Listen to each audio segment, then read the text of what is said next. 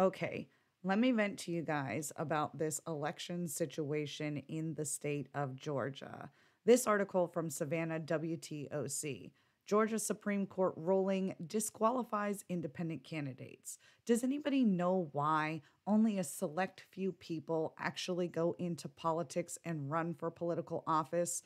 I'll tell you why. Because it is extremely difficult to do so. And as I was contemplating running for office myself, I did a little bit of digging about what it actually takes to become a candidate on the ballot. And you would think that running as an independent, not affiliated with a party, would be your best option. But considering the Georgia Supreme Court ruling that is now standing disqualifying these particular independent candidates, I foresee a huge problem for other people who want to run as independent candidates in the future.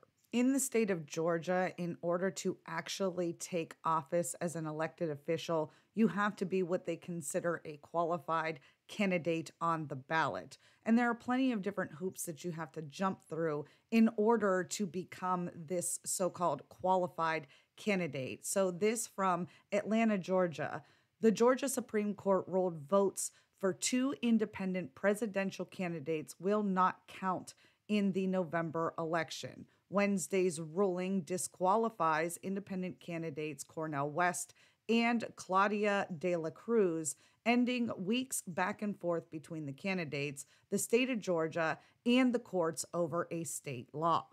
The ruling from Georgia's High Court hinges on a requirement for the petitions independent candidates have to file to appear on the general election ballot. State law requires petitions be filed in the name of Georgia's 16 presidential electors, meaning the candidates would have to meet the required 7,500 signatures on 16 separate petitions in order to qualify for the ballot. Wednesday's ruling comes more than a month after Secretary of State Brad Raffensperger initially accepted petitions filed in the candidates' names back in August. It's important to note De La Cruz and West will still appear on the November ballot no matter how you vote, similar to the write in ballot candidate. Even if enough people to elect that person were to vote for the write in candidate, if they're not a qualified person, then they would not be allowed to take office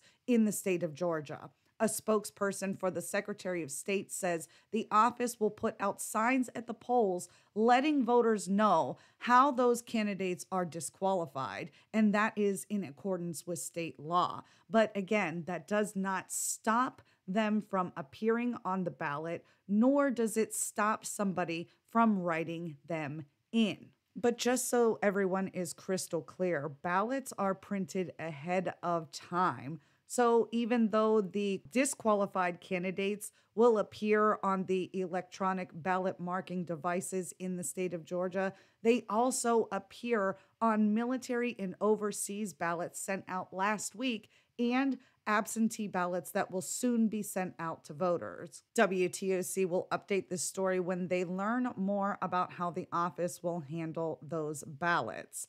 And that's all I have for you guys today. A little something to think about on a Thursday afternoon. On that note, we'll catch you guys on the next one.